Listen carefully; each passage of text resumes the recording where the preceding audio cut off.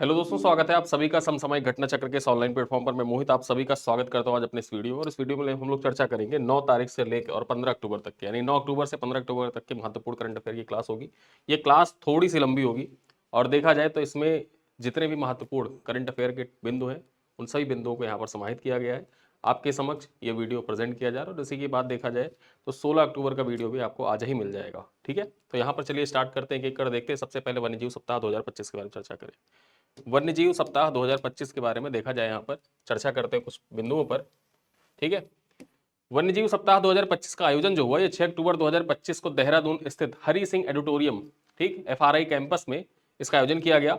यह कार्यक्रम पर्यावरण, वन एवं जलवायु परिवर्तन मंत्रालय द्वारा आयोजित और WII, ICFRE और IGNFA तथा FRI के सहयोग से आयोजित किया जाता है। ठीक है, तो ये याद रखना कि जो वन्यजीव सप्ताह था इसका आयोजन कहां पर किया गया था। इसका आयोजन जो हुआ था ये हरि सिंह एडिटोरियम में आयोजन किया गया था इसका, जो कहां पर अवस्थित है, देहरादून में अवस्थित है। देखा जाए यहाँ पर तो यहाँ पर मुख्य अतिथि कौन थे, तो जो हमारे पर्यावरण मंत्री हैं भूपेंद्र यादव मुख्य अतिथि के तौर पर यहाँ पर सम्मिलित हुए थे। देखा जाए तो इस वर्ष की थीम क्या है, थीम क्या थी, ह्यूमन वाइल्ड लाइफ को एग्जिस्टेंस। ठीक है, ह्यूमन वाइल्ड लाइफ को एग्जिस्टेंस इसका थीम था। ये थीम आप याद रखिएगा कि विश्व वन्यजीव सप्ताह 2025 का थीम, तो विश्व वन्यजीव सप्ताह 2025 का थीम ह्यूमन वाइल्ड लाइफ को एग्जिस्टेंस इसका थीम था। ठीक है, जिसका उद्देश्य क्या है, मानव और वन्यजीव के बीच संघर्ष को कम करना और सह अस्तित्व को बढ़ावा देना, इसी पर केंद्रित है वन्यजीव सप्ताह का थीम। आगे चर्चा करें, यहां पर देखा जाए बायोमेट्रिक और वेरिएबल ग्लास आधारित UPI ऑथेंटिकेशन सिस्टम लॉन्च किया गया है। ठीक है, यहां पर बायोमेट्रिक और वेरिएबल जो ग्लास होता है उस पर आधारित UPI ऑथेंटिकेशन सिस्टम लॉन्च किया गया है। National payments corporation of India जो NPCI है, NPCI और RBI ने बायोमेट्रिक और वेरिएबल ग्लास आधारित UPI ऑथेंटिकेशन सिस्टम लॉन्च किया है। देखा जाए तो अब चेहरे की पहचान या फिंगरप्रिंट से भुगतान हो सकेगा जो आधार कार्ड से लिंक होगा। ठीक है, यहां पर भुगतान करने के लिए चेहरे की पहचान या फिंगरप्रिंट के द्वारा ही भुगतान किया जा सकता है। जो आधार कार्ड है, आधार कार्ड से लिंक है, तो उस वहां पर देखा जाए UPI जो होगा उसमें चेहरे की पहचान के माध्यम से देखा जाए तो भुगतान किया जा सकता है। आगे चर्चा करें, अगली खबर क्या है, 8वीं अंतरराष्ट्रीय सौर गठबंधन असेंबली की मेजबानी। अब देखा जाए जो 8वीं अंतरराष्ट्रीय सौर गठबंधन असेंबली है इसके बारे में चर्चा कर लेते हैं। देखा जाए तो भारत 27 से 30 अक्टूबर 2025 तक, कब से कब तक, 27 से 30 अक्टूबर 2025 तक नई दिल्ली में, ठीक है, यहां पर इसका आयोजन कहां पर किया जाएगा, नई दिल्ली में 8वीं अंतरराष्ट्रीय सौर गठबंधन असेंबली का मेजबानी करेगा। ठीक, तो परीक्षा में आपसे क्या पूछेगा, परीक्षा में आपसे यही पूछा जा सकता है कि अंतरराष्ट्रीय सौर गठबंधन असेंबली का आयोजन कहां पर किया गया, नई दिल्ली में इसका आयोजन किया गया, भारत मेजबानी कर रहा है। और देखा जाए आपको कंफ्यूज क्यों कर सकता है, ऑप्शन में देखा जाए तो गुरुग्राम हरियाणा भी लिखा रह सकता है।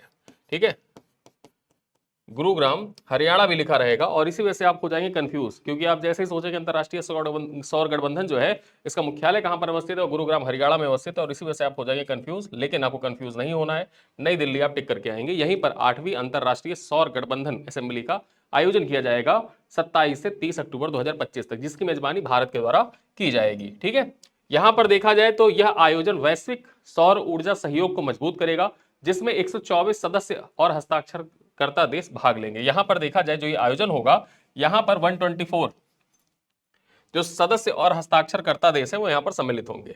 चर्चा करें तो 2015 में स्थापित जो इंटरनेशनल सोलर अलायंस है इसका मुख्यालय कहां पर है, गुरुग्राम में है, और इसका उद्देश्य सौर ऊर्जा को बढ़ावा देना है।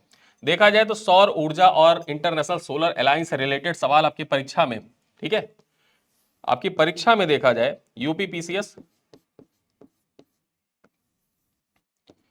2025 प्री में सवाल पूछा गया था। ठीक है, और सदस्यों की संख्या 40 बताई गई थी, किस किस सदस्य देश जो है वो 40 है, 40 नहीं है, सदस्यों की संख्या ज्यादा है। और साथ ही साथ जो वन सन वन ग्रिड वाला कॉन्सेप्ट था वो ऑप्शन सही था। ठीक है, चलो आगे देखते हैं, यूनेस्को के नए महानिदेशक के बारे में चर्चा कर लेते हैं। यूनेस्को के नए महानिदेशक बहुत महत्वपूर्ण आपकी परीक्षा के दृष्टिकोण से इनका नाम, जो अंतरराष्ट्रीय नियुक्तियां होती हैं, अंतरराष्ट्रीय नियुक्तियों में देखा जाए तो इनका नाम आपकी परीक्षा के दृष्टिकोण से इंपॉर्टेंट हो जाता है। तो खालिद अल अनानी, खालिद अल अनानी इनका नाम है, यह नाम याद रखना, खालिद अल अनानी। खालिद अल अनानी को यूनेस्को का नया महानिदेशक नियुक्त किया गया है। वे फ्रांस के आंद्रे अजोले का स्थान लेंगे, जो आंद्रे अजोले थे, आंद्रे अजोले का स्थान लेंगे। ठीक है, यहां पर देखा जाए तो मूल रूप से मिस्र के निवासी अल अनानी पहले पर्यटन और पुरावशेष मंत्री रह चुके हैं मिस्र के। देखा जाए तो यहां पर देखें तो जो अल अनानी थे ये पर्यटन और पुरावशेष मंत्री रह चुके हैं मिस्र के। देखा जाए तो वे यूनेस्को के पहले अरब देश से आने वाले प्रमुख और दूसरे अफ्रीकी निदेशक जनरल हैं।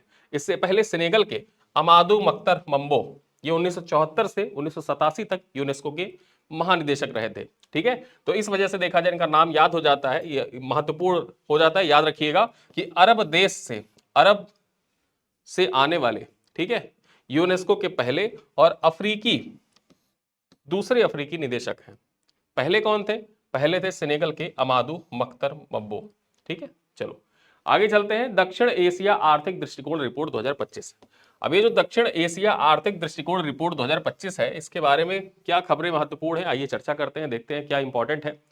देखा जाए यहां पर तो विश्व बैंक ने अपनी दक्षिण एशिया आर्थिक दृष्टिकोण रिपोर्ट 2025 में देखा जाए तो भारत की 2025-26 की आर्थिक वृद्धि दर का अनुमान व्यक्त किया है। और ये कितना बताया है? 6.3 से बढ़ाकर कितना कर दिया है? 6.5 कर दिया है। यानी कि विश्व बैंक ने जो अपनी दक्षिण एशिया आर्थिक दृष्टिकोण रिपोर्ट 2025 प्रस्तुत की, उसमें पहले देखा जाए तो भारत का जो वृद्धि दर का अनुमान था वो 6.3% अनुमानित था विश्व बैंक के अनुसार, और अब उसको बढ़ा दिया गया है कि भारत जो ग्रो करेगा वो 6.5% के हिसाब से ग्रो करेगा। ये कौन कह रहा है? ये विश्व बैंक कह रहा है। ठीक है, रिपोर्ट के अनुसार यह सुधार मजबूत उपभोग वृद्धि के कारण संभव हुआ है। भारत विश्व की सबसे तेजी से बढ़ने वाली प्रमुख अर्थव्यवस्था बना रहेगा, ऐसा विश्व बैंक की रिपोर्ट कहती है।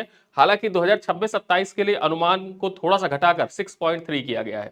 ठीक है, पहले ये देखा जाए तो 6.4 6.5 के आसपास था, अब इसको घटा के 6.3 कर दिया गया है। और रिपोर्ट का जो विमोचन हुआ कहां पर किया गया था? नई दिल्ली में किया गया था। ठीक है, तो यहां पर आपके परीक्षाओं के लिए एक चीज इंपॉर्टेंट हो जाती है। अब की देखा जाए आपकी जो परीक्षा हुई उस परीक्षा में यूपीएससी का कुछ ट्रेंड फॉलो किया गया। ठीक है, ट्रेंड क्या फॉलो किया गया देखा जाए तो जैसे यूपीएससी पूछता है ना रिपोर्ट,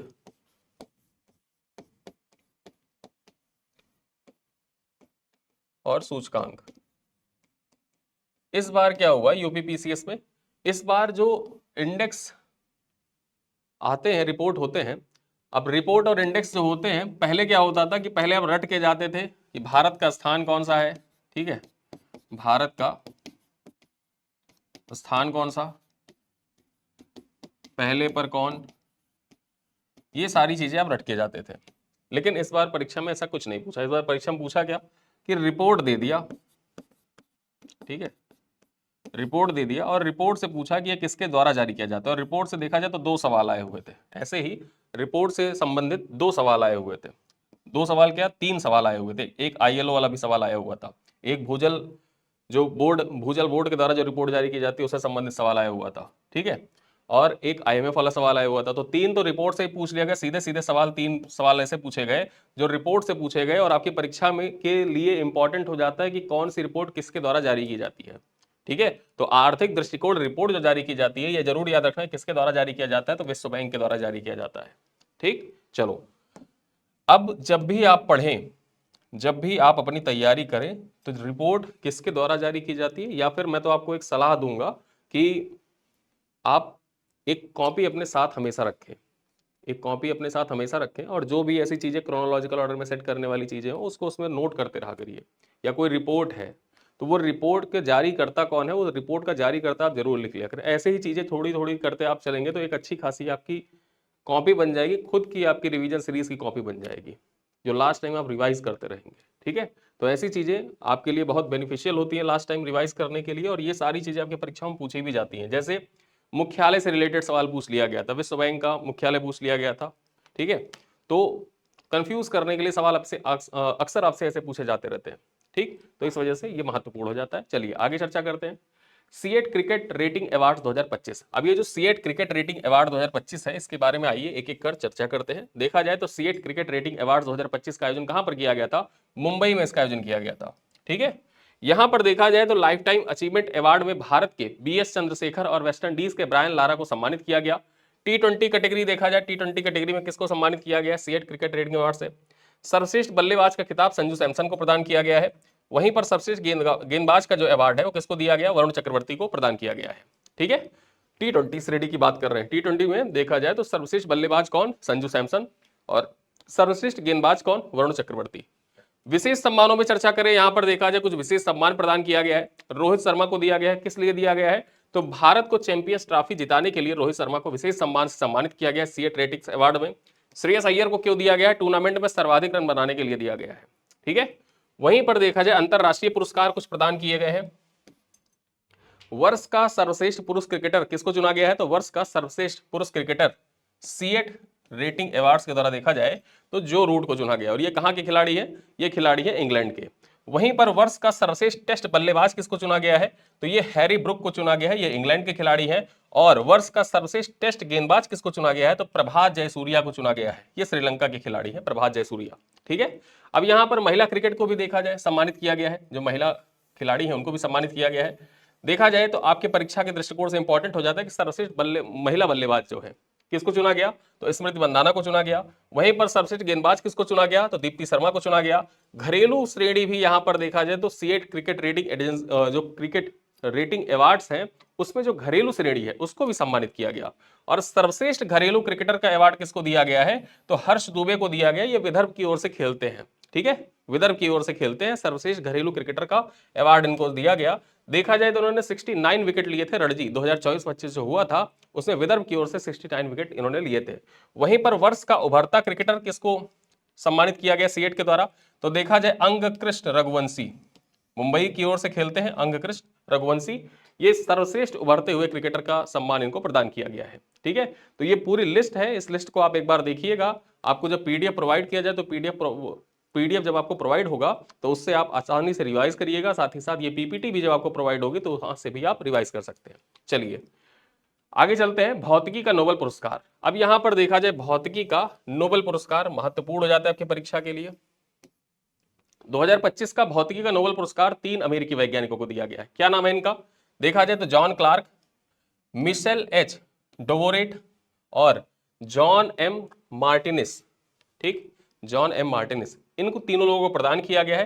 क्वांटम मैकेनिक्स के क्षेत्र में उनके महत्वपूर्ण शोध के लिए यह अवार्ड प्रदान किया गया। जो भौतिकी का नोबेल है ये बेसिकली देखा जाए जो क्वांटम मैकेनिक्स होता है, क्वांटम मैकेनिक्स के क्षेत्र में उनके शोध के लिए प्रदान किया गया है 3 लोगों को, और तीनों के तीनों जो है वो अमेरिकी हैं। नाम क्या है? जॉन क्लार्क, मिशेल एच डोवरेट, वहीं पर जॉन एम मार्टिनेस। ये 3 नाम है, तीनों नाम आपको याद रखना होगा। देखा जाए तो यह पुरस्कार royal Swedish academy of sciences के द्वारा प्रदान किया जाता है। किसके द्वारा? Royal Swedish academy of sciences के द्वारा 7 अक्टूबर 2025 को प्रदान किया गया। स्टॉकहोम में इसकी घोषणा की गई। विजेता को 11 मिलियन स्वीडिश क्रोनर, लगभग देखा जाए तो 10.3 करोड़ रुपए में देखें तो 10.3 करोड़ रुपए, एक मेडल और सर्टिफिकेट प्रदान किया जाएगा। और ये जो 10.3 करोड़ रुपए यानी कि जो ये 11 मिलियन स्वीडिश क्रोनर है, इनको ये मूल्य जो है या ये प्राइज मनी जो है ये इन्हीं 3 लोगों में बराबर बांटी जाएगी। देखा जाए तो उनका शोध 1984-85 California university super conductor circuit में क्वांटम टनलिंग और माइक्रोस्कोपिक ऊर्जा स्तरों की खोज पर आधारित था। इसने सिद्ध किया कि बड़े सिस्टम में भी क्वांटम प्रभाव मौजूद होते हैं, जिससे क्वांटम कंप्यूटिंग, माइक्रोचिप्स और डिजिटल तकनीकी के विकास में नई दिशा मिली है। 2024 में देखा जाए तो भौतिकी का नोबेल पुरस्कार किस लिए दिया गया था? तो 2025 में यहां पर देखा जाए तो क्वांटम मैकेनिक्स के लिए, और 2024 में जो दिया गया था वो मशीन लर्निंग प्रयोगों के लिए दिया गया था। ठीक, कथन करके आपसे सवाल पूछ लेगा। यूपीपीसीएस आपने देखा है इस बार, ठीक है, तो आपसे देखा जाए सवाल पूछ लेगा क्या? ठीक है, पूछ निम्नलिखित कथनों पर विचार करें।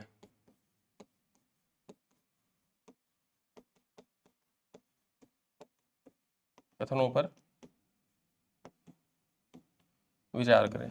ठीक है, पहला कथन और दूसरा कथन यहां पर दे देगा। 2024 का नोबेल पुरस्कार किस लिए दिया गया और 2025 का नोबेल पुरस्कार किस लिए दिया गया?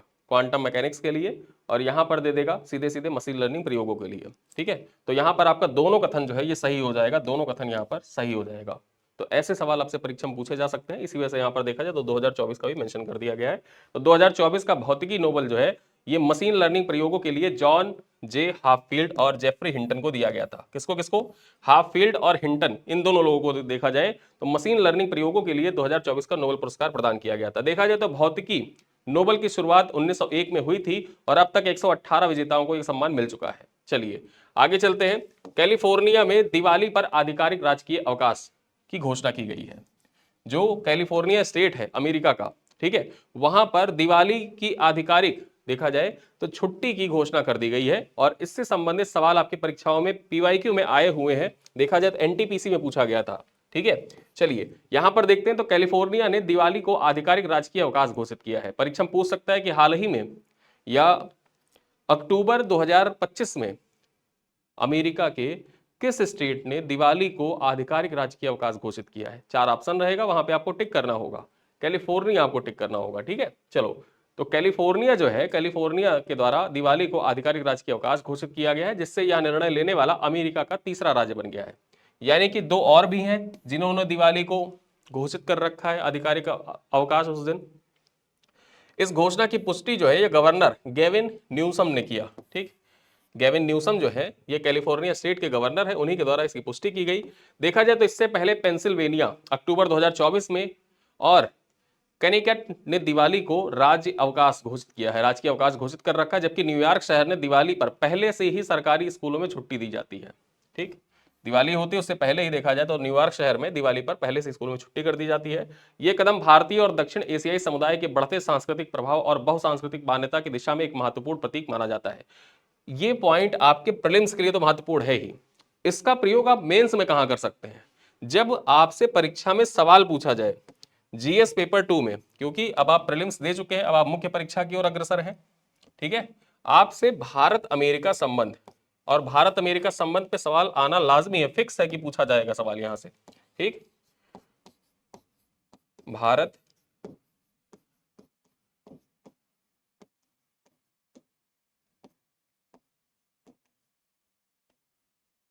यहां से सवाल पूछा जाना फिक्स है, लाजमी है।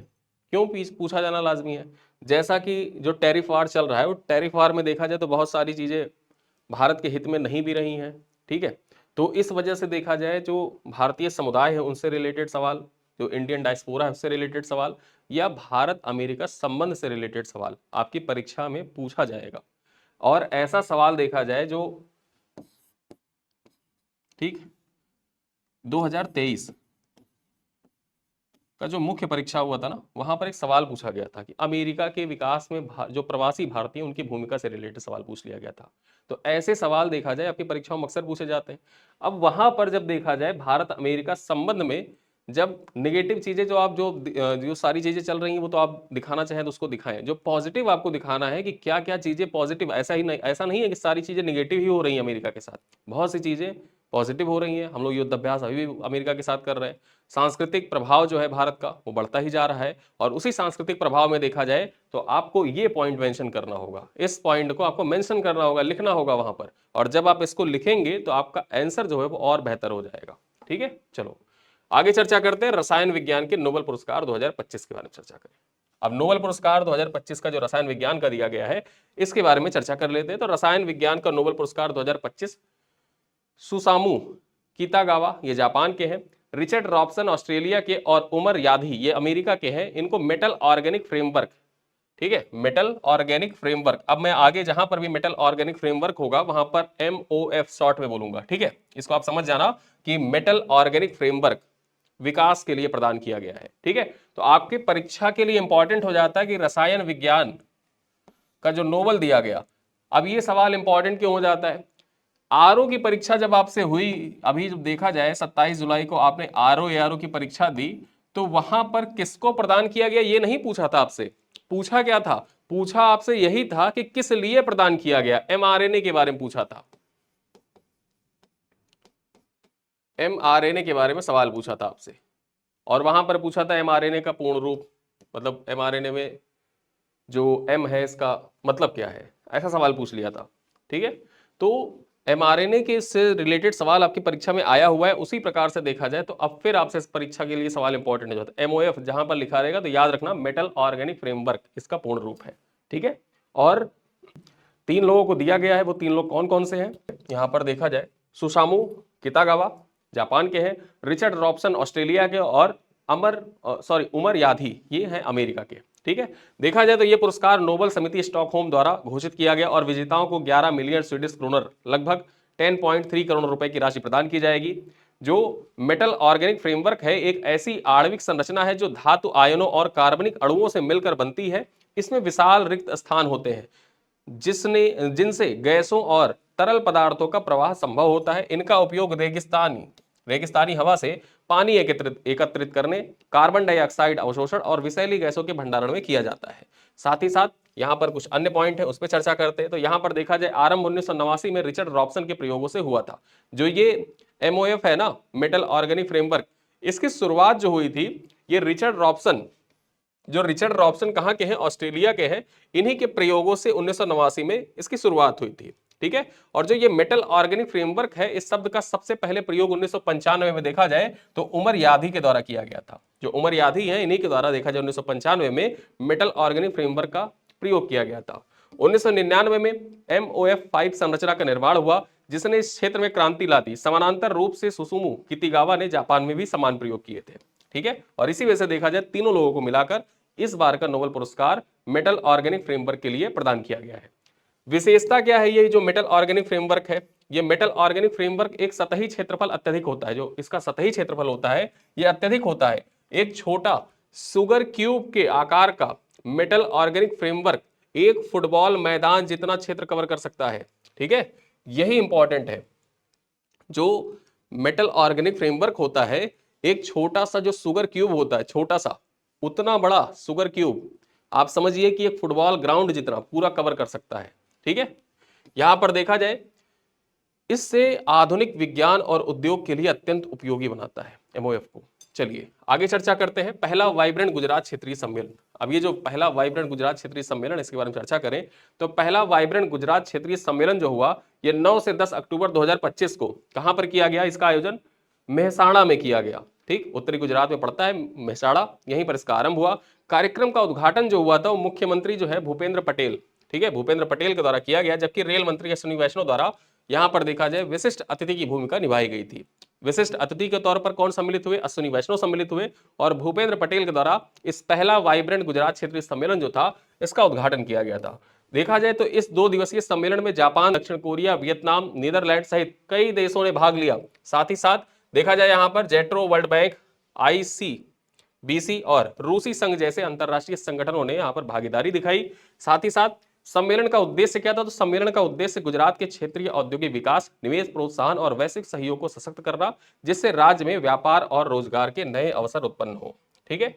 आगे देखें, सरदार @150 यूनिटी मार्च अभियान। अब देखा जाए, सरदार पटेल जी की 150वीं जयंती मनाई जाएगी, उसके लिए कमेटी भी बनी हुई है। और उस कमेटी की अध्यक्षता कौन कर रहे हैं? उस कमेटी की अध्यक्षता PM के द्वारा की जा रही है, ठीक। PM मोदी के द्वारा उस कमेटी की अध्यक्षता की जा रही है। परीक्षाओं से सवाल पूछ ले कि सरदार वल्लभ भाई पटेल की 150वीं जयंती मनाने के लिए गठित कमेटी की अध्यक्षता किसके द्वारा की जा रही है? 4 ऑप्शन रहेगा वहां पर, अमित शाह, प्रधानमंत्री नरेंद्र मोदी, निर्मला सीतारमण या जगदीप धनखड़। तो आपके लिए इंपॉर्टेंट हो जाता है कि प्रधानमंत्री नरेंद्र मोदी की अध्यक्षता में देखा जाए तो सरदार वल्लभ भाई पटेल की 150वीं जयंती मनाने के लिए, ठीक है, एक कमेटी का गठन किया गया है। अब आइए चलते हैं, यहां पर देखा जाए सरदार @150 यूनिटी मार्च अभियान चर्चा कर लेते हैं। तो इस अभियान का शुभारंभ जो हुआ था चंडीगढ़ के पंजाब के राज्यपाल, ठीक है, चंडीगढ़ में पंजाब के राज्यपाल जो है गुलाब चंद कटारिया। अब ये जो गुलाब चंद कटारिया है, ये कहाँ के राज्यपाल है? पंजाब के राज्यपाल है। इन्हीं के द्वारा स्टार्ट किया गया यह अभियान सरदार वल्लभ भाई पटेल की 150वीं जयंती के उपलक्ष्य में आयोजित किया जा रहा है। देखा जाए तो अभियान की अवधि 7 अक्टूबर से 6 दिसंबर 2025 तक रहेगी और यह संपूर्ण पंजाब राज्य में संचालित होगा, ठीक है। इसका उद्देश्य एकता, अखंडता और राष्ट्र निर्माण में सरदार पटेल के योगदान को जन जन तक पहुंचाना और युवाओं में राष्ट्रीय एकता एवं सेवा भावना को प्रोत्साहित करना है, ठीक। चलिए आगे चलते हैं। तेलंगाना सरकार द्वारा टूरिज्म पॉलिसी यूनिट्स की शुरुआत की गई है। अब ये जो टूरिज्म पॉलिसी यूनिट्स है, इसकी शुरुआत किस राज्य सरकार के द्वारा की गई है? परीक्षा में से डायरेक्टली पूछे तो तेलंगाना राज्य सरकार के द्वारा ऐसा किया गया है। देखा जाए पॉइंट क्या है, तो तेलंगाना सरकार ने राज्य में पर्यटकों की सुरक्षा और सुविधा को बढ़ाने के लिए टूरिज्म पॉलिसी यूनिट्स की शुरुआत की है। देखा जाए तो इन विशेष इकाइयों को हैदराबाद स्थित national institute of tourism and hospitality management में प्रशिक्षित किया जाएगा। आपके परीक्षा के दृष्टिकोण से एक पॉइंट महत्वपूर्ण हो जाता है, जो संस्था होती है, संस्थान, जो महत्वपूर्ण संस्थान होती है ना, उस संस्थान के दृष्टिकोण से एक पॉइंट इंपॉर्टेंट हो जाता है कि national institute of tourism and hospitality management ये कहां पर अवस्थित है? ठीक है, तो ये हैदराबाद में अवस्थित है और यही पॉइंट आपकी परीक्षा के दृष्टिकोण से महत्वपूर्ण हो जाता है। तो 2 पॉइंट यहां पर देखा जाए करंट अफेयर से निकल के आए। इस करंट अफेयर को पढ़ने के बाद आपको स्टैटिक का एक पॉइंट मिला और दूसरा पॉइंट करंट अफेयर का मिला कि टूरिज्म पॉलिसी यूनिट्स की शुरुआत किस राज्य सरकार के द्वारा की गई है, तेलंगाना राज्य सरकार के द्वारा की गई है। और साथ ही साथ देखा जाए तो national institute of tourism and hospitality management ये कहां पर अवस्थित है, ये अवस्थित है हैदराबाद में। ठीक, चलिए देखा जाए तो यह पहल राज्य की प्रमुख पर्यटन स्थलों जैसे सोमशिला, अनंतगिरी, रामप्पा, यादवगिरुट्टू, पोचमपल्ली, बुद्धवनम, भद्राचल, हैदराबाद में लागू की गई है। इस योजना का उद्देश्य पर्यटकों की सुरक्षा, सहायता और भरोसेमंद वातावरण सुनिश्चित कर तेलंगाना को एक सुरक्षित और आकर्षक पर्यटन गंतव्य के रूप में स्थायी करना है। ठीक है, चलिए आगे चलते हैं। फिजी में पहली बार राष्ट्रीय बाल संरक्षण नीति लागू की गई है। अब पहली बार जब भी आपकी परीक्षा में आए, मतलब कहीं भी आप पढ़ रहे हो, न्यूज़पेपर में पढ़ रहे हो और परीक्षा में अक्सर ऐसे सवाल पूछे भी जाते हैं कि पहली बार राष्ट्रीय बाल संरक्षण नीति किस देश के द्वारा लागू की गई? तो फिजी के द्वारा लागू की गई। फिजी में पहली बार देखा जाए तो राष्ट्रीय बाल संरक्षण नीति लागू हुई है। यहां पर चर्चा करें तो फिजी ने पहली बार अपनी राष्ट्रीय बाल संरक्षण नीति को लागू किया। नेशनल जो चाइल्ड सेफ गार्डिंग पॉलिसी है उसको लागू किया है फिजी ने। इस नीति का उद्देश्य देश भर में बच्चों की सुरक्षा सुनिश्चित करने हेतु एकीकृत राष्ट्रीय मानक को स्थापित करना है। यह नीति समाज के सभी क्षेत्रों, शिक्षा, स्वास्थ्य, खेल, सामाजिक सेवाओं और ऑनलाइन प्लेटफॉर्म्स में बच्चों से संबंधित सेवाओं को लागू होगी।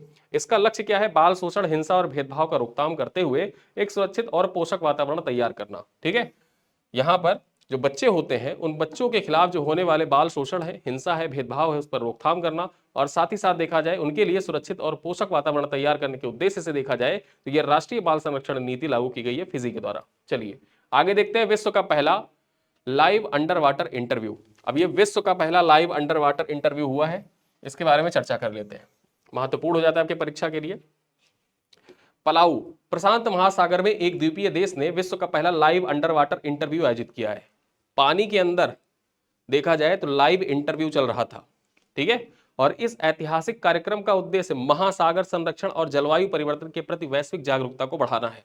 देखिए ये जो लाइव इंटरव्यू हुआ पानी के अंदर, अब पानी के अंदर, समुद्र के अंदर हुआ लाइव इंटरव्यू हो चल रहा है, तो जाहिर सी बात है सबकी नजर में पलाऊ आ गया और पलाऊ डूबने की कगार पर है। ठीक है, अगले 50 से 60 सालों में देखा जाए पलाऊ पूरी तरीके से डूबने की कगार पर है। और इसी उद्देश्य से देखा जाए लोगों का ध्यान आकर्षण करने के लिए, अपनी ओर लोगों का ध्यान आकर्षित करने के लिए पलाऊ के द्वारा यह कदम उठाया गया कि लाइव अंडर वाटर इंटरव्यू आयोजित किया गया और यह विश्व में पहली बार हुआ था।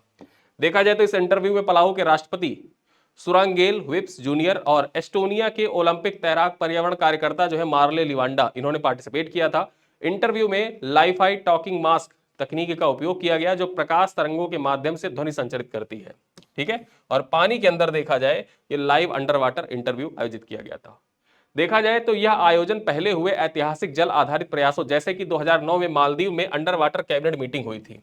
ठीक है, अंडर वाटर कैबिनेट की मीटिंग 2009 में आयोजित किया गया था। 2019 में देखा जाए सेशल्स के राष्ट्रपति के द्वारा पनडुब्बी इंटरव्यू की श्रृंखला को आगे बढ़ाता है। पनडुब्बी में इंटरव्यू किया गया था जो सेशल्स के राष्ट्रपति हैं, और 2009 में मालदीव के द्वारा अंडर वाटर कैबिनेट मीटिंग की गई थी। और ये सब यहाँ पर आपको पता चल रहा होगा कि ये सब छोटे छोटे द्वीपीय देश हैं। अब पर्यावरण जो है, जिस प्रकार से पर्यावरण प्रदूषण बढ़ रहा है, जलवायु परिवर्तन हो रहा है, तो जलवायु परिवर्तन के कारण देखा जाए जो जल स्तर है समंदर का वो धीरे धीरे बढ़ रहा है और ये द्वीपीय देश जो है इनका अस्तित्व तो खतरे में आ चुका है। और इसी चीज को देखा जाए तो ध्यान में रखते हुए पूरे विश्व का ध्यान आकर्षित करने के लिए अपनी ओर इन देशों के द्वारा अक्सर ऐसे कारनामे किए जाते हैं। लाइव अंडर वाटर इंटरव्यू का, live under water cabinet meeting का, पनडुब्बी इंटरव्यू का इत्यादि ये सब कार्य किए गए हैं। आगे देखते हैं टोबैको फ्री यूथ कैंपेन 3.0 की शुरुआत। अब यहां पर देखा जाए 9 अक्टूबर 2025 से टोबैको फ्री यूथ कैंपेन 2000 यहां पर देखा जाए टोबैको फ्री यूथ कैंपेन 3.0 की शुरुआत कब हुई है? 9 अक्टूबर 2025 से हुई है और यह 60 दिवसीय राष्ट्रीय अभियान है। इसे केंद्रीय शिक्षा मंत्रालय और स्वास्थ्य एवं परिवार कल्याण मंत्रालय के संयुक्त सहयोग से शुरू किया गया। अब महत्वपूर्ण यहां पर क्या हो जाता है, मैं आपसे क्यों कहता हूं कि आप एक कॉपी लेकर बैठा करें, साथ में पीडीएफ आपको प्रोवाइड कर दिया जाता है, आप पीडीएफ को एक बार रट्टा मार के चले जाते हैं, आगे बढ़ जाते हैं। ठीक है, एक बार आपने पीडीएफ पढ़ा, 2 बार पढ़ा, फिर उसके बाद आप पीडीएफ को साइड रख देते हैं और लास्ट टाइम देखा जाए, जब लास्ट टाइम आपको रिवीजन करना होता है तो आप 60-60 पेज की या 70-70 पेज की आप पूरे 12 महीने की पीडीएफ पढ़ते नहीं हैं, ठीक है। तो आपको करना क्या होता है, जब मैं आपको बताऊं कि कुछ चीज इंपॉर्टेंट है उसको आप नोट कर लें। जैसे इस बार आपसे परीक्षा में पूछा गया स्वावलंबनी पहल जो है पूर्वोत्तर के लिए किसके द्वारा लागू किया गया था, ठीक है, या मुद्रा स्कीम जो है वो किसके द्वारा लागू की गई। तो ऐसे सवाल कौन से मंत्रालय से संबंधित सवाल आपके परीक्षा में देखा जाए इस बार यूपी पीसीएस में 2 सवाल पूछे गए और ऑप्शन भी दे देता है। इस बार तो ऑप्शन ऐसे ऐसे ऑप्शन दिए थे कि क्वेश्चन पढ़ के आपको आसान लगेगा, ऑप्शन जब आप देखेंगे तो आपको कठिन लगेगा, ठीक है। तो उसमें क्या पूछ लिया था, उसमें मंत्रालय पूछ लिया था। अब सेम वहीं पर देखा जाए इंपॉर्टेंट आपके लिए क्या हो जाता है, ठीक है, टोबैको फ्री यूथ कैंपेन 3.0 की शुरुआत किस मंत्रालय के द्वारा की गई।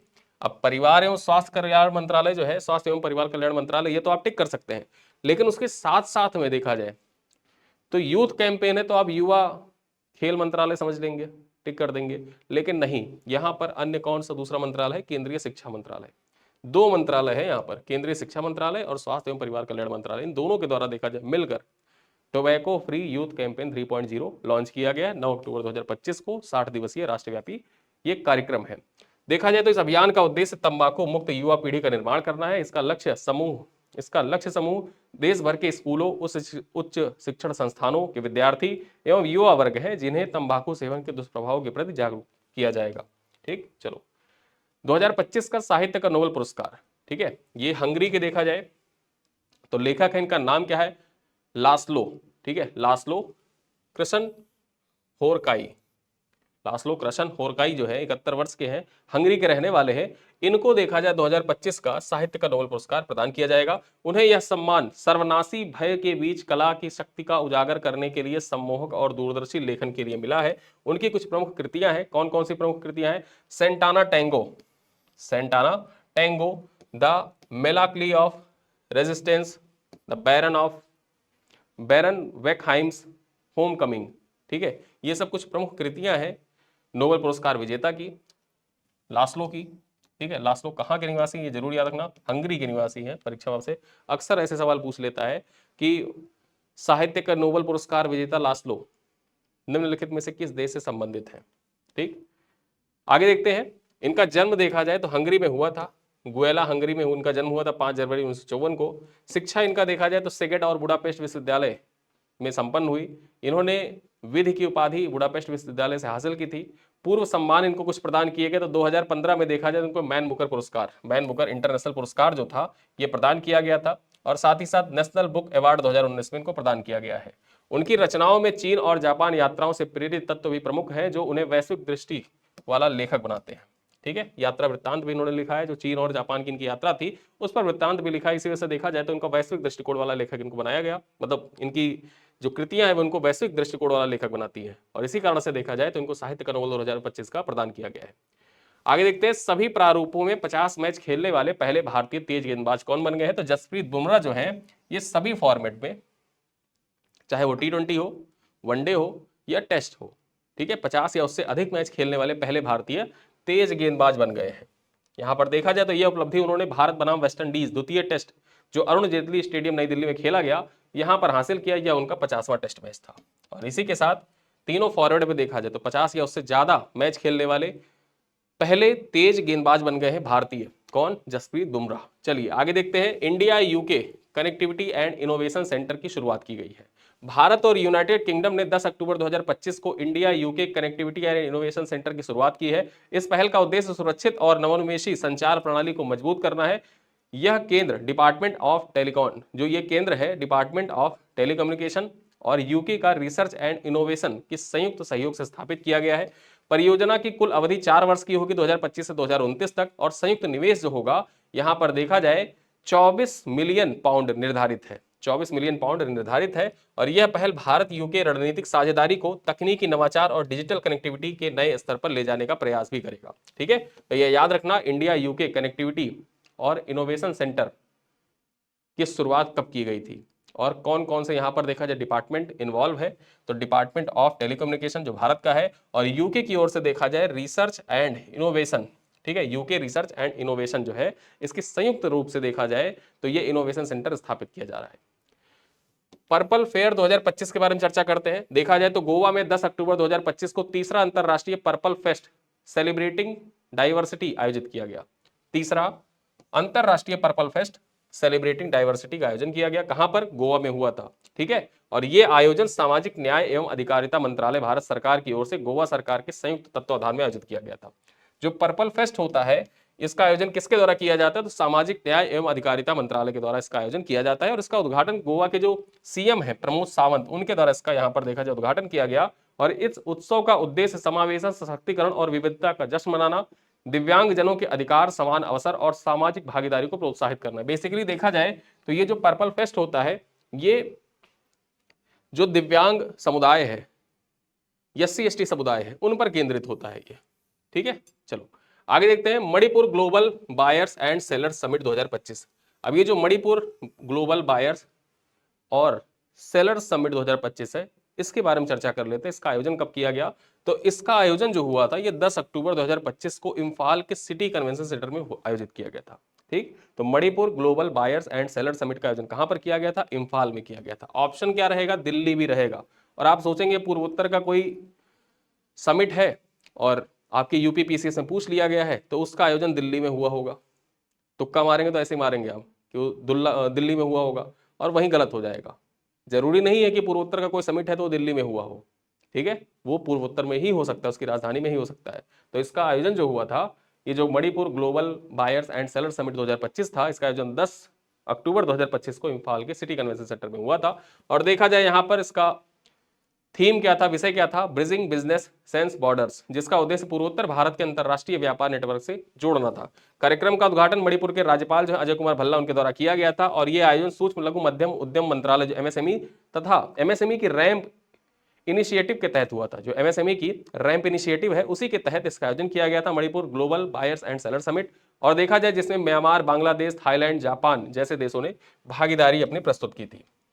आगे चर्चा करें विश्व का पहला सेमीकंडक्टर नवाचार संग्रहालय। अब ये जो विश्व का पहला सेमीकंडक्टर नवाचार संग्रहालय है इसका उद्घाटन कहां पर किया जाएगा? तो 12 अक्टूबर 2025 को देखा जाए हैदराबाद तेलंगाना में विश्व का पहला सेमीकंडक्टर नवाचार संग्रहालय उद्घाटित किया गया। इस अनोखी पहल का शुभारंभ जो है ये टी-चिप के चेयरमैन सुनीप कुमार मकताला ने किया था। और यह संग्रहालय पूरी तरह सेमीकंडक्टर उद्योग के अनुसंधान, नवाचार और निवेश को समर्पित है। इसका उद्देश्य क्या है? तो इसका उद्देश्य भारत को वैश्विक सेमीकंडक्टर हब के रूप में देखा जाए स्थापित करना है और नई पीढ़ी के शोधकर्ताओं को तकनीकी प्रेरणा प्रदान करना। तो याद रखना विश्व का पहला सेमीकंडक्टर नवाचार संग्रहालय कहां पर स्थापित किया गया? यह हैदराबाद में स्थापित किया गया है। आगे देखते हैं नैम की 19वीं मध्य अवधिक मंत्री स्तरीय बैठक, मिनिस्टीरियल कॉन्फ्रेंस है नॉन अलाइन मूवमेंट की। ठीक है, इसके बारे में चर्चा करते हैं। तो 15-16 अक्टूबर 2025 को कंपाला में गुट निरपेक्ष आंदोलन की 19वीं मध्य अवधिक मंत्री स्तरीय बैठक आयोजित हुई। ठीक है, बैठक का थीम क्या था? Deepening corporation for shared global affluence. ठीक है, इसका थीम था और जिसका उद्देश्य विकासशील देशों के बीच सहयोग को गहरा करना है। भारत का प्रतिनिधित्व किसके द्वारा किया गया? तो यहां पर देखा जाए जो विदेश राज्य मंत्री है कीर्तिवर्धन सिंह। विदेश राज्य मंत्री कौन है? विदेश मंत्री एस जयशंकर है। और विदेश राज्य मंत्री कौन है? तो कीर्तिवर्धन सिंह जो है वो विदेश राज्य मंत्री हैं। युगांडा जो 2024-26 के लिए नैम का अध्यक्ष है ने इस बैठक की मेजबानी की। ठीक है, तो ये जो मंत्री स्तरीय बैठक का आयोजन किया गया ये कहां पर किया गया? युगांडा के कंपाला में किया गया था। और जो युगांडा है वर्तमान में देखें जो गुट निरपेक्ष आंदोलन है, नॉन अलाइन मूवमेंट है, उसका देखा जाए अध्यक्षता कौन संभाल रहा है? युगांडा संभाल रहा है। और ये सवाल आपके PYQ पूछा जा चुका है। ठीक है, ये सवाल आपसे BPSC में पूछा गया है। BPSC में करंट अफेयर में सवाल पूछा गया आपसे। यहां पर देखा जाए इसमें 121 विकासशील देशों ने भाग लिया और भारत ने बतौर संस्थापक सदस्य अपनी सक्रिय भूमिका निभाई है। आगे चर्चा करें अंतरराष्ट्रीय आपदा जोखिम न्यूनीकरण दिवस के बारे में चर्चा कर लेते हैं। इसका आयोजन कब किया गया था? तो 13 अक्टूबर 2025 को किया गया था। फंड रेजिलियंस नो डिजास्टर इसका थीम था। थीम याद रखना अंतरराष्ट्रीय आपदा जोखिम न्यूनीकरण दिवस का फंड रेजिलियंस नो डिजास्टर्स। आगे चर्चा करते हैं अंतरराष्ट्रीय प्रकृति संरक्षण संघ जो IUCN है, IUCN का नवीनतम सदस्य देश कौन बना है? यहां पर देखें तो अंतरराष्ट्रीय प्राकृतिक संरक्षण संघ जो है IUCN है, इसके नवीनतम सदस्य के रूप में अर्मेनिया को शामिल किया गया है। यानी कि अर्मेनिया जो है ये IUCN का नवीनतम सदस्य बना है। ये आपके परीक्षा के दृष्टिकोण से देखा जाए तो ये मोस्ट इंपॉर्टेंट पॉइंट हो जाता है यह घोषणा अबू धाबी में आयोजित आईयूसीएन विश्व संरक्षण कांग्रेस के दौरान की गई। और देखा जाए तो इस सदस्यता का उद्देश्य क्या है? इस सदस्यता का उद्देश्य जैव विविधता संरक्षण और सतत विकास के प्रति अर्मेनिया की प्रतिबद्धता को सशक्त बनाना है। ठीक है, यहां पर देखिए, साथ ही अर्मेनिया को जैव विविधता पर सम्मेलन जो COP 17 है, इसके 2026 आयोजनकर्ता के रूप में भी चुना गया है। जो COP 17 CBD का COP 17 होगा, ठीक, CBD का COP 17 2026 में जिसका आयोजन किया जाएगा, उसके लिए देखा जाए आयोजनकर्ता देश के रूप में चुना गया है अर्मेनिया को। आगे हम बात करते हैं, ऑस्कर विजेता है अभिनेत्री डायना कीटन। अब इनका निधन हो गया है, इनके निधन से संबंधित सवाल देखा जाए आपकी परीक्षा में पूछे जा सकते हैं। ऑस्कर विजेता अभिनेत्री डायना कीटन का 12 अक्टूबर 2025 को कैलिफोर्निया अमेरिका में 79 वर्ष की आयु में इनका निधन हो गया।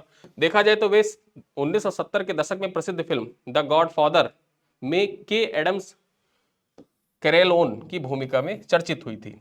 देखा जाए तो उन्होंने 1978 में फिल्म एनी हेल के लिए सर्वश्रेष्ठ अभिनेत्री का खिताब जीता था, जिससे वे हॉलीवुड की प्रतिष्ठित अभिनेत्रियों में शामिल हो गई थी। आगे चर्चा करें ऑस्ट हिंद 2025 के बारे में। भारत और ऑस्ट्रेलिया के बीच संयुक्त सैन्य अभ्यास है ऑस्ट हिंद। यहां पर देखा जाए आपकी परीक्षा में जो सैन्य अभ्यास होते हैं उनसे संबंधित सवाल भी पूछा गया था। खंजर से सवाल पूछ लिया था कि खंजर किसके साथ करता है, ऑस्ट हिंद किसके साथ करता है। तो ऑस्ट हिंद जो होता है, तो नाम से पता चल रहा है ऑस्ट हिंद, ठीक, ऑस्ट्रेलिया और हिंदुस्तान। देखा जाए तो ये अभ्यास भारतीय थल सेना और ऑस्ट्रेलियाई सेना भाग लिए, यहाँ पर पार्टिसिपेट किया। भारत की ओर से अभ्यास का नेतृत्व गोरखा राइफल्स की एक बटालियन के द्वारा किया गया था और अभ्यास का उद्देश्य दोनों सेनाओं के बीच में सैन्य सहयोग, सामरिक तालमेल और अंतर संचालन क्षमता को बढ़ावा देना है। आगे चर्चा करते हैं, महाराष्ट्र में 5 समुद्री तटों को अंतरराष्ट्रीय ब्लू फ्लैग प्रमाणन प्रदान किया गया है। ठीक है, महाराष्ट्र के 5 तटों को देखा जाए तो ब्लू फ्लैग प्रमाणन प्रदान किया गया अंतरराष्ट्रीय। फाउंडेशन फॉर एनवायरमेंटल एजुकेशन जो FEE है, डेनमार्क में अवस्थित है और इसी के द्वारा देखा जाए महाराष्ट्र के 5 समुद्र तटों को अंतरराष्ट्रीय ब्लू फ्लैग प्रमाणन प्रदान किया गया है। यह प्रमाणन स्वच्छता, सुरक्षा, पर्यावरण संरक्षण और सतत मानकों के लिए प्रदान किया जाता है। और यही सवाल आपसे देखा जाए तो यूपीएससी में पूछा गया था। यूपीएससी में सवाल पूछा था कि ब्लू फ्लैग प्रमाणन जो प्रदान किया जाता है वो किस लिए प्रदान किया जाता है। तो यह प्रमाणन स्वच्छता, सुरक्षा, पर्यावरण संरक्षण और सतत पर्यटन को बढ़ावा देने के लिए ब्लू फ्लैग प्रमाणन प्रदान किया जाता है। और ये छीन भी लिया जाता है, अगर इन चीजों में थोड़ा सा भी कोताही हुई तो इसको वापस भी ले लिया जाता है। अब प्रमाणित समुद्र तट कौन से हैं? 5 देख लिया जाए तो श्रीवर्धन बीच है, ये रायगढ़ में पड़ता है। फिर उसके बाद देखा जाए तो नागांव बीच है, रायगढ़ में पड़ता है। वहीं पर देखा जाए परनाका बीच पालघर में पड़ता है। फिर गुहागर बीच ये रत्नागिरी में पड़ता है। और उसके बाद देखा जाए लदघर बीच ये कहां पर पड़ता है? ये भी रत्नागिरी में पड़ता है। देखा जाए तो इस उपलब्धि के साथ महाराष्ट्र भारत का एक प्रमुख पर्यावरण अनुकूल तटीय राज्य बन गया है। इसके पहले देखा जाए जो अन्य प्रमुख बीच है जैसे घोगला बीच, इन सबसे सवाल पूछे जा सकते हैं आपसे। यहां पर एक तरफ बीच लिखा रहेगा, ठीक है, और दूसरी तरफ राज्य लिखा रहता है। और सुमेलित करने के लिए अक्सर आपसे सवाल पूछ लिए जाते हैं, तो आपको याद रखना होगा कि ये श्रीवर्धन बीच, नागांव बीच, परनाका बीच, गुहागर बीच और लदघर बीच, ये सब कहां अवस्थित है? ये 5 बीच अवस्थित है महाराष्ट्र में। कहां पर अवस्थित है? 5 अवस्थित है महाराष्ट्र में। सवाल आपसे भविष्य में पूछे जाए तो आप इसको टिक करके आइएगा। आगे देखते हैं, काजीरंगा निदेशक को आईयूसीएन अंतरराष्ट्रीय नवाचार पुरस्कार 2025 से सम्मानित किया गया। देखा जाए यहाँ पर तो काजीरंगा राष्ट्रीय उद्यान और टाइगर रिजर्व की निदेशक है सोनाली घोष। इनको आईयूसीएन की world commission for protected areas द्वारा कैंटन R मिलर अवार्ड 2025 से सम्मानित किया गया है। यह सम्मान उन्हें 10 अक्टूबर 2025 को अबू धाबी में प्रदान किया गया है। वे इस प्रतिष्ठित अंतरराष्ट्रीय नवाचार पुरस्कार को प्राप्त करने वाली पहली भारतीय महिला और इसी वजह से देखा जाए इनका नाम इंपॉर्टेंट हो जाता है। ये नाम याद रखना, सोनाली घोष, ठीक है, सोनाली घोष का नाम आपको याद रखना है। आपके परीक्षा के दृष्टिकोण से मोस्ट इंपॉर्टेंट सवाल हो जाता है। ये आपकी परीक्षा में कहीं ना कहीं आपसे पूछा ही जाएगा, चाहे वो LT ग्रेड में पूछा जाए, यूपी SSS में पूछ लिया जाए, BPSC में, UPPSC में कहीं पूछा जाएगा, पूछा जरूर जाएगा। आगे देखते हैं तो ये पुरस्कार 2006 में स्थापित किया गया था। हर 2 वर्ष में उन व्यक्तियों को दिया जाता है जिन्होंने संरक्षित क्षेत्र में नवाचारपूर्ण प्रबंधन और संरक्षण में उत्कृष्ट योगदान दिया हो। देखा जाए तो अन्य सह प्राप्तकर्ता कौन है? इक्वेडोर की है रोको सिमोना सेविला लेरेया, ठीक है, यहां पर रोके सिमोन सेविला लीरेआ इनका नाम है। कहां की है? ये इक्वेडोर की है और इन्हीं को प्रदान किया गया है। ठीक, चलिए, Donald Trump Israeli presidential medal of honour से सम्मानित। अमेरिकी राष्ट्रपति डोनाल्ड ट्रंप को देखा जाए तो 13 अक्टूबर 2025 को इजराइल के सर्वोच्च नागरिक सम्मान Israeli presidential medal of honour से सम्मानित किया गया है। यह सम्मान इजराइल के राष्ट्रपति इसहाक हर्जोग ने उन्हें गाजा संघर्ष विराम कराने और इजरायली बंधकों की रिहाई में प्रमुख भूमिका निभाने के लिए प्रदान किया है। इससे पहले देखा जाए यह प्रतिष्ठित सम्मान पूर्व अमेरिकी राष्ट्रपति बराक ओबामा को 2013 में प्रदान किया गया था। ठीक है, 2013 में बराक ओबामा को प्रदान किया गया था और अब देखा जाए तो डोनाल्ड ट्रंप को प्रदान किया गया है। आगे देखें, 3 बंदरगाह ग्रीन हाइड्रोजन हब घोषित हुए हैं। भारत के 3 बंदरगाह हैं, इनको देखा जाए तो ग्रीन हाइड्रोजन हब घोषित किया गया है। तो भारत के 3 बंदरगाहों को ग्रीन हाइड्रोजन हब घोषित किया गया है। इसमें देखा जाए तो दीनदयाल पोर्ट जो गुजरात का है, वीओ चिदम्बरनार तमिलनाडु का है और पारादीप कहाँ का है, उड़ीसा का है। और ये सवाल देखा जाए आपसे यूपीपीसी से पूछ लिया था। ठीक, एक तरफ बंदरगाह लिखा था और दूसरी तरफ राज्य लिखा हुआ था। ठीक, सुमेलित करने के लिए पूछ दिया था कि सुमेलित करें, पारादीप कहाँ पर है। ठीक है, जो तूतीकोरिन है वो कहाँ पर है, वीओ चिदम्बरनार तूतीकोरिन पोर्ट कहाँ पर है, ऐसे सवाल आपसे परीक्षा में पूछ लिया था। तो ये सवाल देखा जाए आपकी परीक्षा के लिए इंपॉर्टेंट हो जाता है। जब यहाँ पर देखा जाए करंट आप पढ़ा, लेकिन स्टैटिक के भी सवाल आपके इंपॉर्टेंट हो जाते हैं, जो होते हैं वो मैं यहाँ पर लिखे रहता हूँ ऑलरेडी। ठीक है, राष्ट्रीय ग्रीन हाइड्रोजन मिशन के तहत इन्हें यह दर्जा प्रदान किया गया है। जो ग्रीन हाइड्रोजन हब घोषित किए गए हैं, उन ग्रीन हाइड्रोजन हब को देखा जाए तो राष्ट्रीय ग्रीन हाइड्रोजन मिशन है, उसी के तहत इन बंदरगाहों को ग्रीन हाइड्रोजन हब घोषित किया गया है। आगे देखते हैं, बौद्ध आध्यात्मिक धरोहर को विश्व स्तर पर प्रदर्शित। देखा जाए तो भारत अपनी बौद्ध आध्यात्मिक धरोहर को विश्व स्तर पर प्रदर्शित करने जा रहा है। 11 से 18 अक्टूबर तक भगवान बुद्ध के पवित्र अवशेष रूस के, यहां पर देखा जाए काल्मिकिया, ठीक है, ये काल्मिकिया जो पड़ता है कहां पर पड़ता है, रूस में पड़ता है। और काल्मिकिया गणराज्य में पहली बार सार्वजनिक प्रदर्शनी के लिए भेजे जा रहे हैं। यानी कि भगवान बुद्ध का अवशेष कहां पर भेजा जा रहा है, रूस के काल्मिकिया गणराज्य जो है वहां पर भेजा जा रहा है और सार्वजनिक प्रदर्शनी की जाएगी। विश्व स्तर पर पहली बार ऐसा होने जा रहा है। चलिए आगे देखते हैं, भारत का पहला सेमीकंडक्टर इनोवेशन म्यूजियम। देखा जाए तो भारत का पहला सेमीकंडक्टर इनोवेशन म्यूजियम जो है ये कहां पर खुला, ये हैदराबाद में स्थापित किया जाएगा। इस पॉइंट को आगे हम लोग चर्चा कर चुके हैं। चलिए आगे देखते हैं, 350 अंतरराष्ट्रीय मैच खेलने वाली पहली महिला क्रिकेटर कौन बनी है, तो न्यूजीलैंड की ऑलराउंडर है सूजी बेस्ट। क्या नाम है इनका, सूजी बेस्ट इनका नाम है। ये 350 अंतरराष्ट्रीय मैच खेलने वाली पहली महिला क्रिकेटर बन गई हैं। सूजी बेस्ट ने 2006 में अपना वनडे डेब्यू किया था, यानी कि 2006 से देखा जाए अभी तक खेल रही है और 350 अंतरराष्ट्रीय मैच खेलने वाली ये खिलाड़ी बन गई है। वर्तमान में भारत की कप्तान हरमनप्रीत 342 अंतरराष्ट्रीय मैच के साथ दूसरे स्थान पर है। ठीक है, पहले स्थान पर सूजी बेस्ट और दूसरे स्थान पर हरमनप्रीत कौर है, जिन्होंने 342 अंतरराष्ट्रीय मैच खेले हैं। आगे देखा जाए, जोहो सूट का उपयोग अनिवार्य कर दिया गया है। जोहो सूट है, इसका उपयोग जो है ये अनिवार्य कर दिया गया। जैसे गूगल है, प्ले स्टोर है और पावर पॉइंट आप यूज करते हैं। ठीक है, तो अब देखा जाए तो स्वदेशी को अपनाने के दृष्टिकोण से जोहो बहुत चर्चा में चल रहा है और उसका मैसेजिंग प्लेटफॉर्म है जो व्हाट्सएप को टक्कर दे रहा है। साथ ही साथ जो जोहो है उसका स्लाइड शो नहीं, स्लाइड नहीं, शो, SHOW, शो, जैसे आप माइक्रोसॉफ्ट पावर पॉइंट यूज करते हैं वैसे ही शो है। और ये शो मैं आपको गारंटी के साथ बता रहा हूं, आप यूज करना पावर पॉइंट, जो भी लोग पावर पॉइंट यूज करते हो, एक बार आप शो यूज करना, आप पावर पॉइंट को भूल जाओगे, आपको नेक्स्ट लेवल लगेगा। आप अपने टैब में, फोन में या लैपटॉप पे कहीं भी अगर आप पावर पॉइंट यूज करते हैं, किसी प्रोजेक्ट के लिए आप कुछ काम कर रहे हैं, वर्क कर रहे हैं, तो आप इसको यूज करिएगा, आपके लिए देखिए बहुत ही शानदार ये साबित होगा। चलिए आगे चर्चा करते हैं, 93वां वायुसेना दिवस। अब ये जो वायुसेना दिवस है ये कब मनाया जाता है, 8 अक्टूबर 2025 को मनाया जाता है। ठीक है, तो भारतीय वायुसेना ने 8 अक्टूबर 2025 को हिंडन एयरबेस पर अपना 93वां वायुसेना दिवस मनाया। समारोह में राफेल, सुखोई 13, MKI, MiG-29 जैसे लड़ाकू विमान, नेट्रा AWS-C आकाश मिसाइल जैसी स्वदेशी प्रणालियों को प्रदर्शित भी किया गया। यहां पर देखा जाए C-17 ग्लोब मास्टर के साथ भारत की हवाई गतिशीलता को प्रदर्शन भी यहां पर किया गया था। और ये 93वां वायुसेना दिवस जो था ये कहां पर, हिंडन एयरबेस। अब ये हिंडन एयरबेस कहां पर पड़ता है, उत्तर प्रदेश में पड़ता है। यूपी फसल के दृष्टिकोण से महत्वपूर्ण भी हो जाता है।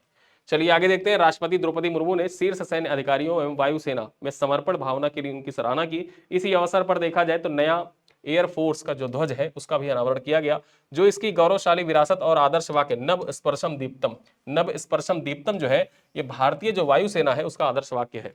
ठीक है, नभ स्पर्शम दीप्तम भारतीय वायुसेना का आदर्श वाक्य है और इसी पर देखा जाए केंद्रित भारतीय वायुसेना का नया ध्वज का अनावरण भी राष्ट्रपति द्रौपदी मुर्मू के द्वारा किया गया है।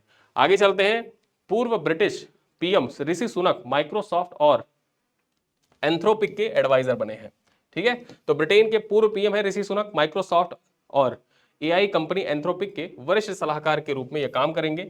ये पद पार्ट टाइम और गैर नीतिगत होगा। उन्होंने अपने सभी पारिश्रमिक को द रिचमंड प्रोजेक्ट नाम की एक चैरिटी को दान करने की घोषणा भी की है। यानी कि यहाँ पर एडवाइजर के रूप में काम करते हुए जो माइक्रोसॉफ्ट और एंथ्रोपिक है उसके एडवाइजर के रूप में काम करते हुए जो भी पारिश्रमिक इनको मिलेगा वो एक प्रोजेक्ट है, ठीक है, द रिचमंड प्रोजेक्ट के नाम से एक चैरिटी है, उस चैरिटी को दान कर देंगे ये, ठीक है। चलिए आगे देखते हैं, भारत टैक्सी के बारे में चर्चा कर लेते हैं। राष्ट्रीय ई गवर्नेंस डिवीजन ने भारत टैक्सी को दिसंबर 2025 में लॉन्च करने के लिए सहकार टैक्सी कोऑपरेटिव लिमिटेड के साथ करार किया है। यह सहकारिता आधारित प्लेटफॉर्म का मुख्य उद्देश्य टैक्सी सेवा का मालिकाना हक और मुनाफा ड्राइवरों के बीच साझा करना है, जिससे वे मध्यस्थों के शोषण से मुक्त होकर एक स्थायी आजीविका बन सके। जैसे ओला उबर होता है, अब ओला उबर के जो राइडर हैं, मतलब जो राइड आप बुक करते हैं, तो राइडर जो होते हैं उनके साथ समस्या ये होती है कि एक तो वो असंगठित क्षेत्र में कार्य करते हैं और दूसरी बात ये है कि उनका वो परमानेंट नहीं, मतलब बिचौलियों की भूमिका वहां पर है। जैसे ओला है, अब आप राइड बुक कर रहे हैं, आपने राइड मान लीजिए 50 रुपए का बुक किया, तो इसमें ओला अपना कमीशन काट लेता है, ठीक है, और कमीशन काटने के बाद फिर उनको देता है। तो यहाँ पर जो भारत टैक्सी है इसमें क्या होगा कि कोई भी कमीशन नहीं काटा जाएगा। जितने पैसे में आपकी राइड बुक हुई वो सारा का सारा पैसा राइड बुक करने वाले के पास ही जाएगा। तो इसके लॉन्च होने के बाद देखिएगा जो ओला उबर जैसी कंपनियां हैं इनको भारी नुकसान होने वाला है, ठीक। चलिए 17वें फिल्म फेयर अवार्ड 2025 के बारे में चर्चा करते हैं। 17वें फिल्म फेयर अवार्ड 2025 अहमदाबाद में आयोजित किया गया, ठीक है, अहमदाबाद में आयोजित हुए। यहां पर देखा जाए सबसे बड़ा आकर्षण रही किरण राव की फिल्म लापता लेडीज, जिसने 13 अवार्ड जीतकर 2020 में गली बॉयज का रिकॉर्ड की बराबरी कर ली। 2020 में देखा जाए तो गली बॉयज को भी 13 अवार्ड प्रदान किए गए थे, और इस बार देखा जाए जो 17वें फिल्म फेयर अवार्ड थे इसमें देखा जाए जो लापता लेडीज है इसको भी 13 अवार्ड प्रदान किए गए, ठीक। यहां पर देखा जाए जो सर्वश्रेष्ठ फिल्म का अवार्ड है किसको दिया गया, लापता लेडीज को दिया गया। सर्वश्रेष्ठ निर्देशक किरण राव, लापता लेडीज के लिए। सर्वश्रेष्ठ अभिनेता मुख्य भूमिका में देखा जाए तो 2 लोगों को प्रदान किया गया, अभिषेक बच्चन को प्रदान किया गया है, कार्तिक आर्यन को। अभिषेक बच्चन को वांट टू टॉक के लिए दिया गया है, और जो कार्तिक आर्यन है इनको चंदू चैंपियन के लिए प्रदान किया गया है। सर्वश्रेष्ठ अभिनेत्री जो मुख्य भूमिका रही आलिया भट्ट की जिगरा मूवी के लिए। सर्वश्रेष्ठ सहायक अभिनेता का अवार्ड जो दिया गया किसको दिया गया, रवि किशन को, लापता लेडीज के लिए। सर्वश्रेष्ठ सहायक अभिनेत्री का अवार्ड दिया गया छाया कदम को प्रदान किया गया, लापता लेडीज के लिए। सर्वश्रेष्ठ संगीत एल्बम का अवार्ड दिया गया किसको, राम संपत को, लापता लेडीज के लिए। सर्वश्रेष्ठ पार्श्व गायक पुरुष का जो अवार्ड दिया गया किसको, अरिजीत सिंह को, जो सजनी रे वाला गीत है ना लापता लेडीज में, उसी के लिए दिया गया है। वहीं पर देखा जाए तो लाइफ टाइम अचीवमेंट अवार्ड प्रदान किया गया किसको, जीनत अमान और श्याम बेनेगल को, मरणोपरांत। जीनत अमान अभी जीवित है और श्याम बेनेगल जो है वो मर चुके हैं, उनको प्रदान किया गया लाइफ टाइम अचीवमेंट अवार्ड, तो जो ये 17वां फिल्म फेयर अवार्ड था इसमें, ठीक है। ये पूरी सूची याद रखना, ये आपके परीक्षा के दृष्टिकोण से महत्वपूर्ण हो जाती है, आगे 1 साल तक ये आपके करंट अफेयर के लिए काम आती रहेंगी। चलिए आगे देखते हैं, भारत का पहला इलेक्ट्रिक ट्रक बैटरी स्वैपिंग और चार्जिंग स्टेशन। भारत का पहला इलेक्ट्रिक ट्रक बैटरी स्वैपिंग और चार्जिंग स्टेशन 8 अक्टूबर 2025 को केंद्रीय सड़क परिवहन मंत्री नितिन गडकरी ने गन्नौर सोनीपत में, ठीक, Delhi international cargo terminal private limited पर उद्घाटित किया। यह देश की वाणिज्यिक इलेक्ट्रिक ट्रकों के लिए समर्पित पहला स्टेशन है जो तेजी से बैटरी बदलने और चार्जिंग सुविधा प्रदान करेगा। 5 मिनट के अंदर ही देखा जाए तो ट्रकों की बैटरियां यहां पर चार्ज हो जाएंगी, ठीक है।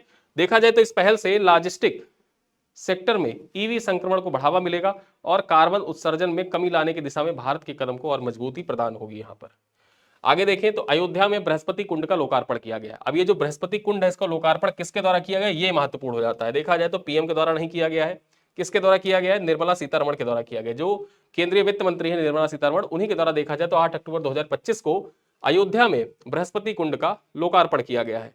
और यहां पर देखा जाए इसको कितनी लागत से तैयार किया जाएगा तो 4.49 यानी कि 4.49 करोड़ रुपए की लागत से इसको तैयार किया जाएगा। 1.5 महीने में बनकर तैयार हुआ है। देखा जाए तो यह कुंड अयोध्या में 108 पवित्र सरोवरों में से एक है जिसका उल्लेख वेदों, पुराणों और उपनिषदों में मिलता है। कुंड परिसर में त्यागराज, स्वामिगल, पुरंदरदास और अरुणाचल कवि की प्रतिमाएं स्थापित की गई हैं जो दक्षिण भारतीय भक्ति परंपरा के प्रतीक है। ये स्थल अब एक सांस्कृतिक और आध्यात्मिक केंद्र के रूप में दक्षिण भारतीय भक्तों के लिए समर्पित है, ठीक है। चलिए आगे चर्चा करते हैं, इंडिया एआई इंपैक्ट समिट 2026 के लोगों का अनावरण किया गया है। और ये इंडिया एआई इंपैक्ट समिट जो है इसका आयोजन किया जाएगा भारत में 2026 में। और इसके लिए देखा जाए इसका जो लोगो होगा, लोगो का अनावरण किया गया है। यहाँ पर देखा जाए तो इसका आयोजन कब होगा तो ये 19 से 20 फरवरी 2026 में किया जाएगा। इसके पहले कहाँ किया गया था, 2025 में कहाँ हुआ था तो ये 2025 में देखा जाए फ्रांस में किया गया था इसका आयोजन, ठीक, फ्रांस में किया गया था। और भारत और फ्रांस की सह अध्यक्षता में, मतलब दोनों लोग सह अध्यक्ष थे, यहाँ पर भारत और फ्रांस दोनों सह अध्यक्ष थे, ठीक है। यहाँ पर देखा जाए नई दिल्ली में आयोजित किया जाएगा जो इंडिया एआई इम्पैक्ट समिट है 2026, इसका आयोजन कहाँ पर होगा? नई दिल्ली में होगा, भारत मंडपम में इसका आयोजन किया जाएगा। 19 से 20 फरवरी 2026 को इसका आयोजन किया जाएगा। और किसके द्वारा आयोजन किया जाएगा? तो इलेक्ट्रॉनिक्स और सूचना प्रौद्योगिकी मंत्रालय मेटी के द्वारा इसका आयोजन किया जाएगा। लोगो डिजाइन प्रतियोगिता आयोजित की गई थी, जिसमें विजेता देखा जाए तो कौन रहे? विजेता रहे अजीत पी सुरेश। ठीक, अजीत पी सुरेश के द्वारा देखा जाए तो एआई इम्पैक्ट समिट 2026 का लोगो तैयार किया गया। ठीक है, और ये शिखर सम्मेलन भारत की आर्टिफिशियल इंटेलिजेंस में वैश्विक नेतृत्व क्षमता और एआई नवाचारों के प्रभाव को प्रदर्शित करेगा। तो यहां पर देखा जाए आपकी परीक्षा से रिलेटेड जो महत्वपूर्ण करंट अफेयर रहे 9 तारीख से लेके और 15 तारीख तक के, 15 अक्टूबर तक के इंपॉर्टेंट करंट अफेयर, उनको हमने यहां पर कवर किया है। आपसे कुछ सवाल मैं पूछूंगा, उन सवालों का उत्तर आप कमेंट बॉक्स में दीजिएगा। ठीक है, यहां पर देखा जाए पहला सवाल क्या है?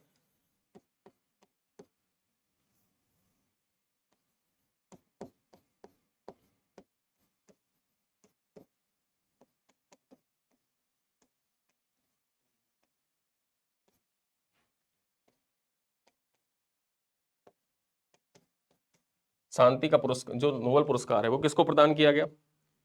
दूसरा सवाल ये है, देखा जाए तो इस बार का जो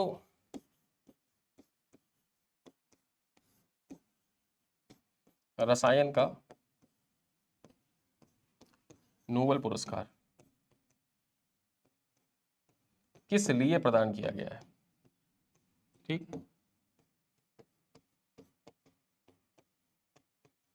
किस लिए प्रदान किया गया है? और एक तीसरा सवाल भी है, तीसरा सवाल ये है कि जो साहित्य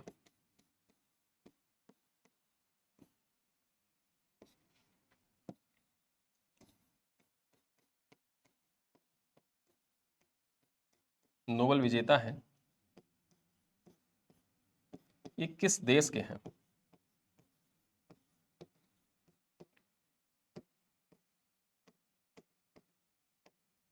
ठीक है, तो ये 3 सवाल है नोबेल पुरस्कार से रिलेटेड कि शांति का नोबेल किसको प्रदान किया गया है, नाम आपको बताना है। ठीक है, और दूसरा सवाल ये है कि रसायन विज्ञान का नोबेल किस लिए प्रदान किया गया है।